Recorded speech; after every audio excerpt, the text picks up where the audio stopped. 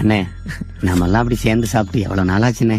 ராஜாக்கள் மாளிகையும் காணாத இன்பமடா, நாலுகால் மண்டபம் போ நாங்கள் கொண்ட சொந்தமடா.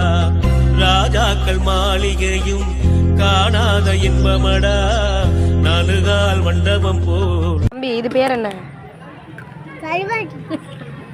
என்னம்மா? கருவாச்சியா? இது பேர் கருவாச்சி. யார் சொல்லி கொடுத்தா? யார் சொல்லி கொடுத்தா? இது பேர் என்ன? இது பேர் என்ன? கருவாச்சி.